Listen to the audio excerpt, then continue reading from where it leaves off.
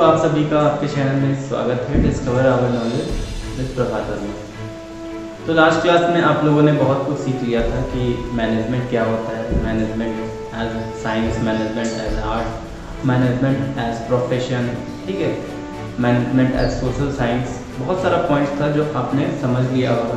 आज हम लोग क्या पढ़ने जा रहे हैं, लेवल्स ऑफ मैनेजमेंट। तो लेवल्स ऑफ मैनेजमेंट में सबसे पहले हम लोग देखते हैं कि कितना लेवल होता है मैनेजमेंट का। तो यहाँ सबसे पहले आता है top level.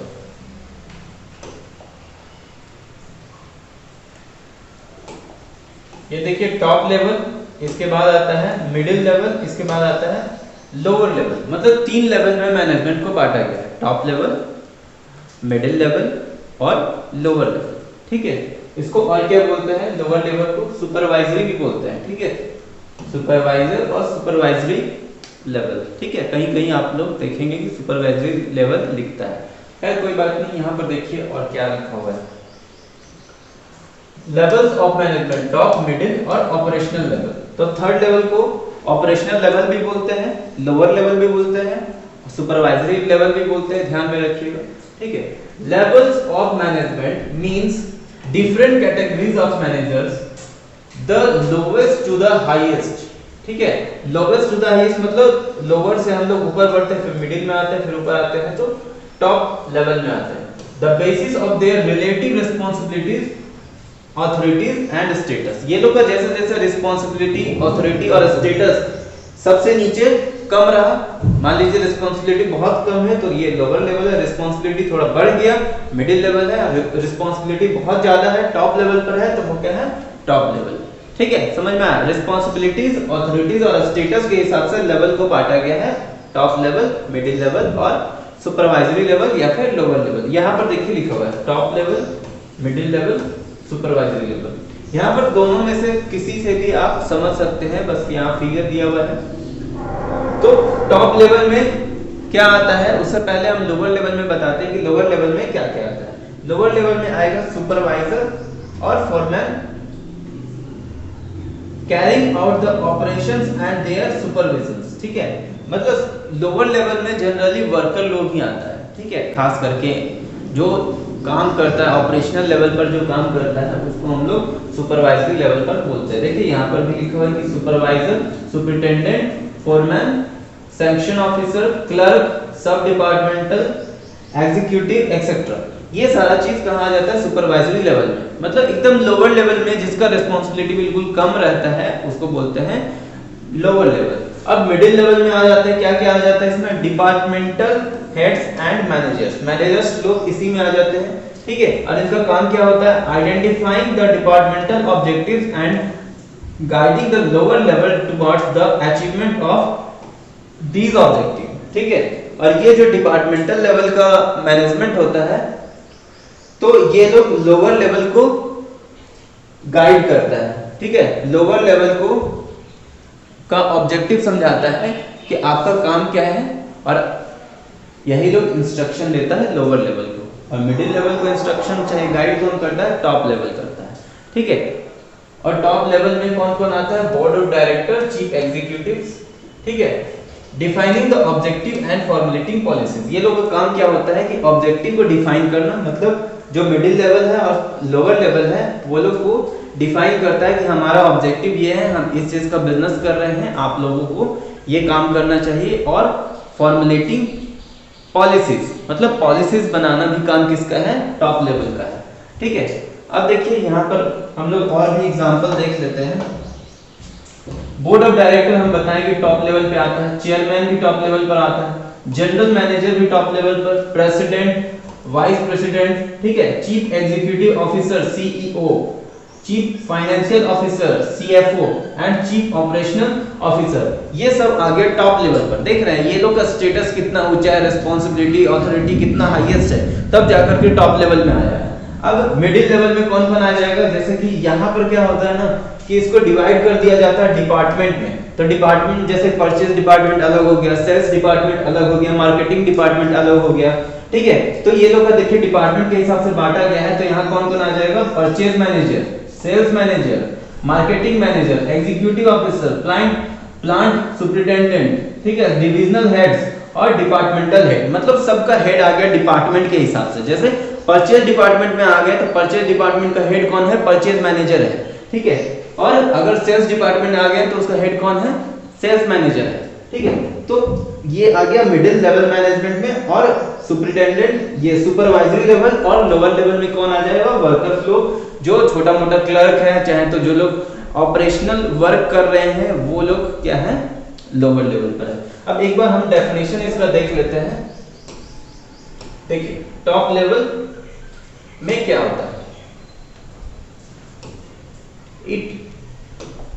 Top level consist of chairperson, इसमें कौन आता है? चेयरपर्सन आता है, चीफ एग्जीक्यूटिव ऑफिसर आता है, चीफ ऑपरेशनल ऑफिसर आता है, और इक्विवेलेंट एंड देयर टीम। मतलब इतना ही ऊंचा ऊंचा पद पे जो आता है, मतलब इतना स्टेटस ये लोग का बहुत ज्यादा हाईएस्ट होता है।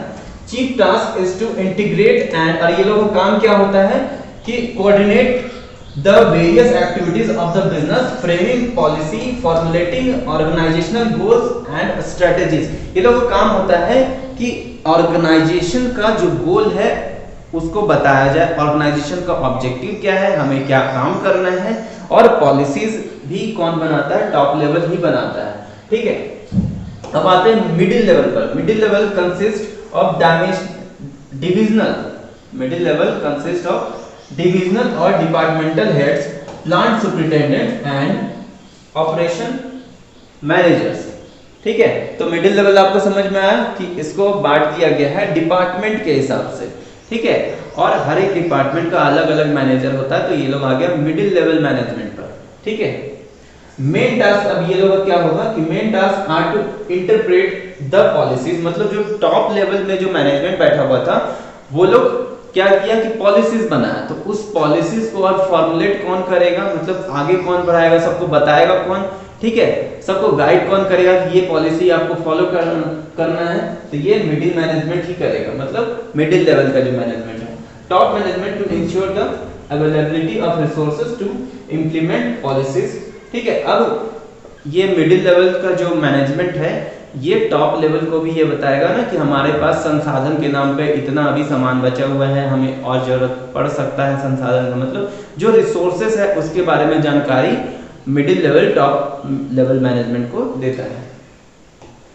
To coordinate all activities, ensure availability of necessary personnel and assigned duties and responsibilities to them, और जितना भी रिस्पांसिबिलिटी होता है, ड्यूटीज होता है, सबका ड्यूटीज मिडिल लेवल मैनेजमेंट ही तो लोअर लेवल मैनेजमेंट को बताएगा, और इसका ड्यूटी कौन बताएगा? टॉप लेवल मैनेजमेंट इसको बताएगा मिडिल लेवल मैनेजमेंट को, ठीक है।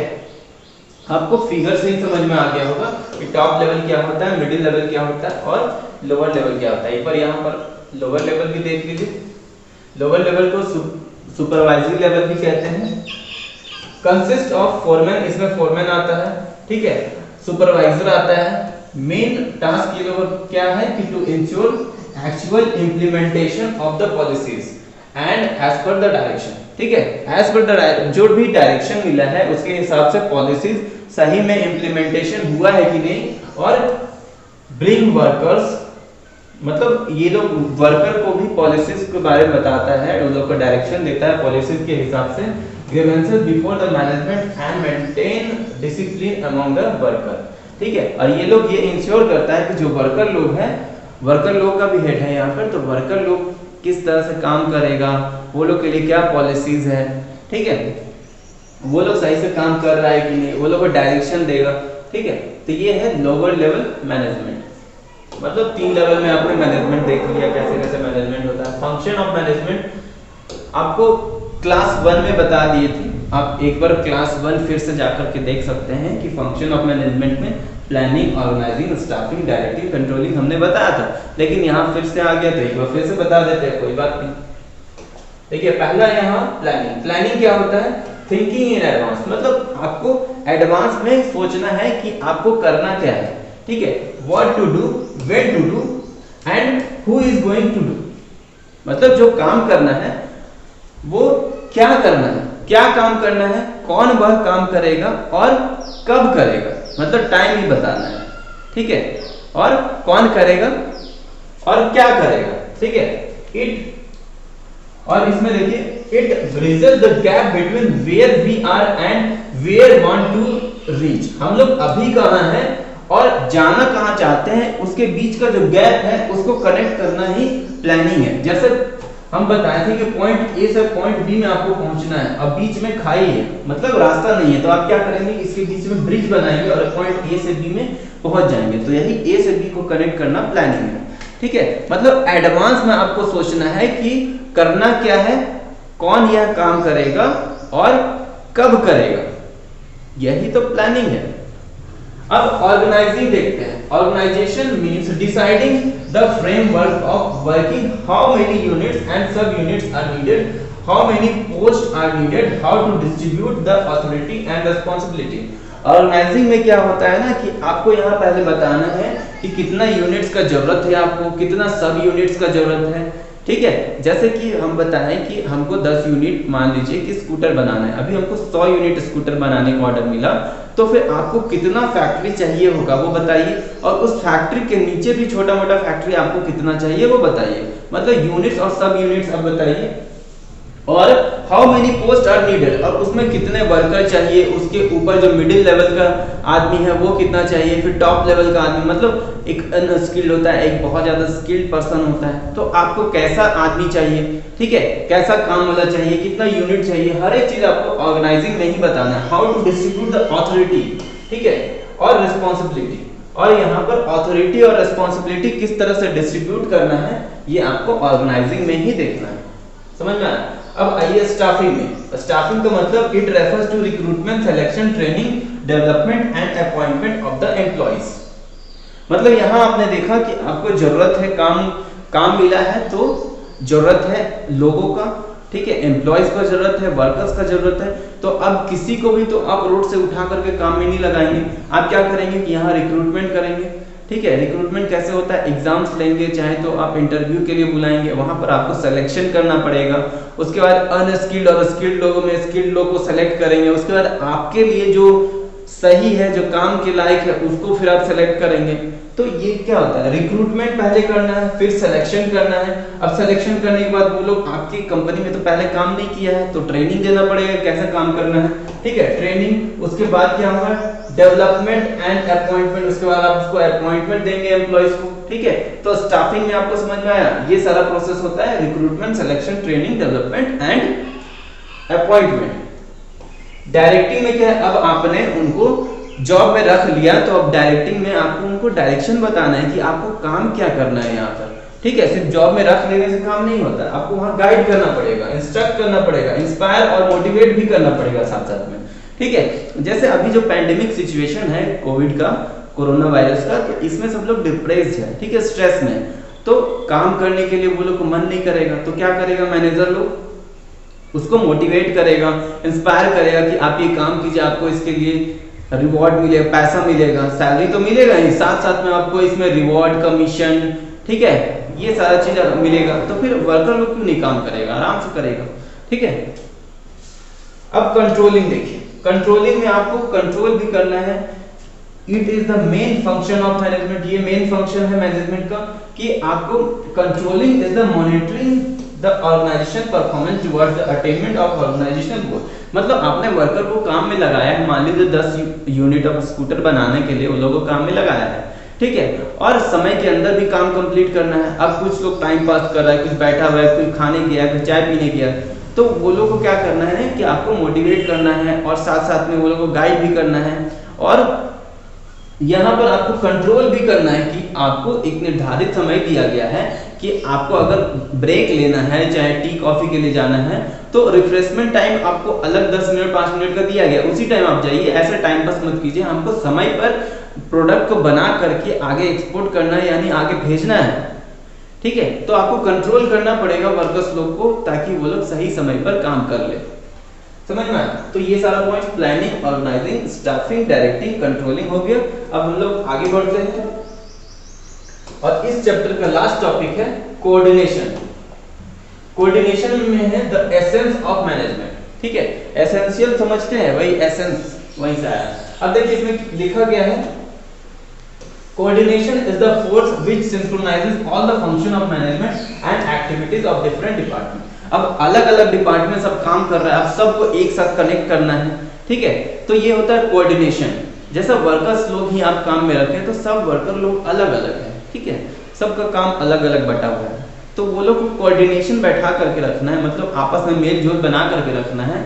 तो आपको ही उसमें भागीदारी लेना पड़ेगा, वो लोग को एक तरह से जोड़ करके रखना पड़ेगा, कभी भी किसी में झगड़ा नहीं होना चाहिए, आपको इंश्योरेंस देना है, ठीक है। और कोऑर्डिनेशन नहीं रहेगा ना तो आपस में वर्कर्स लोग खुद लड़ते रहेंगे, वो लोग काम नहीं करेंगे, वो लोग को मोटिवेट करना है और एक कॉमन डायरेक्शन देना है कि आपको ये काम दिया गया है तो सब लोग मिल करके ये काम को कंप्लीट कीजिएगा, तभी ये काम कंप्लीट होगा।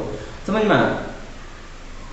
Lack of coordination result in overlapping. अगर मान लीजिए कि कोऑर्डिनेशन नहीं होता है, मिलजुल करके काम नहीं करते हैं, तो ओवरलैपिंग होगा, डुप्लीकेशन होगा, एक ही काम कोई बार बार कर दिया है, ठीक है। मान लीजिए कि 10 स्कूटर बनाना था, 2 वर्कर मिल करके उसमें काम कर ही रहे हैं, 2 और अलग से और 10 यूनिट ऑफ स्कूटर में लग गए हैं, तो फिर क्या होगा कि डबल डुप्लीकेशन वर्क हो जाएगा। और अभी हमको 10 ही का जरूरत है और समय के अंदर भी 10 देना है। अगर 20 मान लीजिए डुप्लीकेशन हो गया तो 20 यूनिट ऑफ स्कूटर बनाने में लग गए, तो फिर समय पर दोनों कंप्लीट नहीं हो पाएगा, ठीक है। और समय पर कंप्लीट करना है तो 10 ही में काम में लगे रहेंगे ताकि 10 यूनिट एक साथ बन जाए। खैर, अब देखिए डुप्लीकेशन डिले होगा, कि अभी आपको बताया कि डिले हो जाएगा। अगर 20 यूनिट ऑफ स्कूटर डुप्लीकेशन हो गया, मतलब 10 यूनिट ही बनाने मिला था, आपने 20 यूनिट बनाना चालू कर दिया, तो फिर क्या होगा? इससे देरी से बनेगा, सही टाइम पर नहीं बनेगा। तो कोऑर्डिनेशन बना हुआ रहना चाहिए, आपस में मेल जोल रहना चाहिए, वर्कर में जो काम कर रहे हैं वो लोग सबको पता होना चाहिए कि उसका ये काम बटा हुआ है, इसका ये काम बटा हुआ है, हमको जो काम मिला बस हम वही काम करेंगे, ठीक है। तो इससे डुप्लीकेशन नहीं होगा, ठीक है, केओस नहीं होगा, इसमें लड़ाई झगड़ा का भी बात नहीं होगा। फिर it is concern with all the 3 level of management as if all the levels of the management are looked at together. तो जितना भी लेवल्स ऑफ मैनेजमेंट हमने देखा, टॉप, मिडिल और सुपरवाइजरी या फिर लोअर लेवल, अगर ये सारा तीनों में कोऑर्डिनेशन नहीं बना रहेगा तो ऑर्गेनाइजेशन का गोल भी कंप्लीट नहीं हो पाएगा, ठीक है। इसीलिए ये जरूरी है कि तीनों लेवल ऑफ मैनेजमेंट एक साथ कोऑर्डिनेशन बना करके रखें और एक साथ काम करें। They become group as in the case of every group they also require coordination among themselves, ठीक है, कोऑर्डिनेशन का जरूरत है। so it is not a separate function of management, rather it is the essence of management। तो ये जो हमने coordination of management पढ़ा, ये एक अलग यूनिट नहीं है पढ़ने का, ये क्या है? एसेंस है मैनेजमेंट का, ठीक है। बहुत जरूरी है कि कोऑर्डिनेशन बना रहे मैनेजमेंट में, ठीक है। अब आगे आप यहां पर देखिए कोऑर्डिनेशन कैसे होता है। प्लानिंग, ऑर्गेनाइजिंग, स्टाफिंग, डायरेक्टिंग और कंट्रोलिंग, ये सारा पॉइंट्स मिल करके कोऑर्डिनेशन हुआ है, ठीक है। आपने सब पॉइंट्स पढ़ लिया है कि प्लानिंग में क्या होता है, एडवांस में प्लान करते हैं, प्लान किए उसके बाद ऑर्गेनाइजिंग में क्या करेंगे, स्टाफिंग में क्या करेंगे, डायरेक्टिंग में क्या करेंगे, कंट्रोलिंग में क्या करेंगे, आपको पता होगा। ऑर्गेनाइजिंग में आपको देखना है कि कितना यूनिट का जरूरत है, ठीक है, कितने लोगों का काम करना है, चाहे कितना लोगों को आपको रिक्रूट करने का जरूरत है, ये सब आप यहाँ पर सोचेंगे। उसके बाद स्टाफिंग में क्या करेंगे कि आप रिक्रूटमेंट करेंगे, सिलेक्शन करेंगे, ठीक है, वहां पर जॉब देंगे, वो लोग क्या करेंगे कि स्किल प्रोवाइड करेंगे, जो अनस्किल्ड है उसको स्किल बनाना है, चाहे ट्रेनिंग देना है, तो ये सब स्टाफिंग में हुआ। डायरेक्टिंग में क्या करेंगे, वो लोग को डायरेक्शन बताएंगे कि आप लोग को ऐसे ऐसा काम करना है, ये काम दिया गया है, यही करना है, कोई एक्स्ट्रा काम मत करना। कंट्रोलिंग में कोई अगर कुछ एक्स्ट्रा काम कर रहा है तो वहां उसको कंट्रोल करना है, इधर उधर टाइम पास कर रहा था वहां उसको कंट्रोल करना है। तो ये क्या हो गया कि सारा मिल करके कोऑर्डिनेशन बना है, समझ में आया। अब देखिए कोऑर्डिनेशन में हम लोग क्या क्या पढ़ते हैं, 2-3 पॉइंट है, एक बार ध्यान से पढ़ लीजिएगा, टोटल 6 पॉइंट है। Coordination integrates group effort. तो कोऑर्डिनेशन के लिए ग्रुप एफर्ट्स का जरूरत है, मतलब सारे लोगों का भागीदारी चाहिए तभी कोऑर्डिनेशन होगा। It integrates diverse business activities into purposeful group activity, ensuring that all the people work in one direction to achieve organization goal। यहाँ ध्यान में रखिएगा जितने भी लोग काम में लगे हुए हैं वो लोग एक ही डायरेक्शन में काम करें, मतलब स्कूटर बनाना है तो सब लोग मिल करके स्कूटर बनाने में ही लगे, ना कि कोई और काम में लग जाए। और एक डायरेक्शन रहेगा ना तो क्या होगा कि गोल जल्दी कंप्लीट होगा, आप जो बनाना चाहते हो वो जल्दी बनेगा, ठीक है। अब देखिए coordination ensures unity of action. अब कोऑर्डिनेशन आपको ये बताएगा ना कि हाँ हम लोगों में यूनिटी है, सारे वर्कर लोग अगर एक साथ मिलजुल करके काम करेंगे तो ये यूनिटी को दर्शाता है। It directs the activities of different departments and employees towards achievement of common goals and brings unity in individual effort। समझ में आया? मतलब हर एक आदमी अपना अपना एफर्ट दे रहा है काम करने में, तो सब लोगों का यूनिटी मिल करके हमारा गोल को कंप्लीट करने में काम आएगा। आगे देखिए third point, coordination is a continuous process. Coordination क्या है? कंटीन्यूअस प्रोसेस है, क्योंकि आपने मैनेजमेंट में भी इसका कैरेक्टरिस्टिक में देखा था कि क्या है, वो कंटीन्यूअस प्रोसेस है। कैसे है? क्योंकि ये सारा पॉइंट आया था, प्लानिंग, ऑर्गेनाइजिंग, स्टाफिंग, ठीक है, डायरेक्टिंग, कंट्रोलिंग, तो ये सारा पॉइंट आया है, तो फिर ये क्या है? कंटीन्यूअस प्रोसेस है। It is not a specific activity matter, it is required at all level in all departments till the organisation continues its operation. तो जब तक हम अपना ऑपरेशन कंटिन्यू करते हैं तब तक के लिए ये कंटिन्यूअस प्रोसेस ही होता है। आगे देखिए, coordination is all pervasive function, वही सारा कैरेक्टरिस्टिक ही लिखा हुआ है, परवेसिव है। कैसे है? It is universal in nature, universal है यानी हर जगह इसको एक्सेप्ट किया जाता है। मतलब ऐसा नहीं है कि एक जगह मैनेजमेंट में कुछ और हम लोग पढ़ते हैं, दूसरी जगह कुछ और पढ़ते हैं, ऐसा कुछ नहीं है। सब जगह इसको एक्सेप्ट करना है और मैनेजमेंट में जो हम लोग सीखे हैं वो हर जगह अप्लाई होगा। It synchronizes the activities of all level and department as they are interdependent to maintain organizational balance। ठीक है, तो जितने भी लेवल ऑफ मैनेजमेंट हम लोग पढ़े वो सब एक दूसरे से लिंक है, तभी अगर वो लोग लिंक नहीं रहेगा, कोऑर्डिनेशन नहीं बना के चलेगा तो यहाँ बैलेंस भी नहीं होगा। ये लोगों में बैलेंस बना करके चलना है तभी काम होगा। आगे देखिए, coordination is the responsibility of all manager. और कोऑर्डिनेशन किसका रिस्पांसिबिलिटी है? जितना भी मैनेजर है हमारे ऑर्गेनाइजेशन में वही लोग का रिस्पांसिबिलिटी बनता है कि आप कोऑर्डिनेशन बना करके चले, किसी को अलग ना होने दें। ठीक है,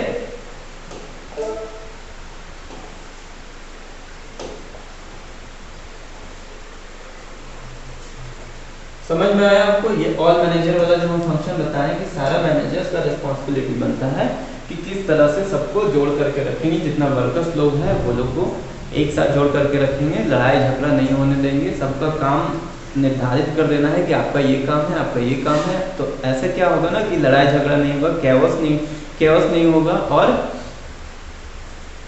जो मेरा वन डायरेक्शन मोटिव है ना कि एक डायरेक्शन दे दिया है काम करने के लिए, तो सब लोग मिल करके उसी डायरेक्शन में काम करेंगे, तो मेरा गोल, ऑर्गेनाइजेशनल गोल जो है वो जल्दी कंप्लीट होगा। ठीक है, क्या यहाँ पर लिखा हुआ क्या है एक बार देख लीजिए। It is equally important at all three top, middle, lower level of management, thus it is the responsibility of all managers as that they make effort to stabilise coordination. ठीक है, सारे मैनेजर को कोऑर्डिनेशन बना करके चलना है और responsibility भी उन्हीं लोग का है कि कैसे वो लोग एक करके चलेगा। अब देखिए, coordination is a deliberate function. Deliberate function कैसे है? Coordination is never stabilised by itself, rather it is a conscious effort on the part of every manager. Cooperation is voluntary effort of employees to help one another. Effective coordination cannot be achieved without cooperation of group member। ठीक है, तो cooperation का जरूरत पड़ता है, और हर एक जो इंडिविजुअल, हर एक वर्कर खुद नहीं चाहेगा कोऑपरेट करना तो फिर कोऑर्डिनेशन भी नहीं बनेगा। इसीलिए यहाँ सब लोगों का इंटेंशन होना चाहिए कि एक साथ मिल करके काम करें। तो ये हो गया हमारा चैप्टर आज कंप्लीट। इसमें और हम लोगों को कुछ भी नहीं पढ़ना है। ठीक है, ये हो गया चैप्टर 1। जितना भी पॉइंट्स था वो हमने सारा कवर करवा दिया। उम्मीद करते हैं कि आपको हर एक पॉइंट क्लियर हो गया होगा, और अगर आपको कहीं पर भी कोई दिक्कत होता है तो आप कमेंट करके हमें बता सकते हैं कि सर हमको इस पॉइंट में दिक्कत है, तो हम आपको उसके लिए एक सेपरेट वीडियो बना देंगे या फिर हम आपको पर्सनली हेल्प कर सकते हैं। ठीक है, तो आज के लिए इतना ही। आपसे मिलते हैं नेक्स्ट क्लास में, जिसमें आज तो चैप्टर 1 कंप्लीट हो गया है। नेक्स्ट क्लास में हम लोग आगे का क्लास कवर करेंगे। उम्मीद करते हैं कि आप लोगों ने हमारे चैनल को सब्सक्राइब कर दिया होगा, और नहीं किया होगा तो प्लीज़ कर दें, क्योंकि अभी तक जितने भी मेरे व्यूअर्स हैं उसमें 68% सब्सक्राइब नहीं किए हैं। तो पता नहीं आप लोगों ने ऐसा क्यों किया है, जब आप लोग वीडियो वॉच कर रहे हैं तो सब्सक्राइब भी कर देना चाहिए था, ठीक है। ऐसा हम मेहनत कर रहे हैं, आपके लिए ही कर रहे हैं, ठीक है। तो प्लीज़ सब्सक्राइब करें, लाइक करें और कमेंट करें, शेयर जरूर से ज़रूर कर दें। Thank you for watching.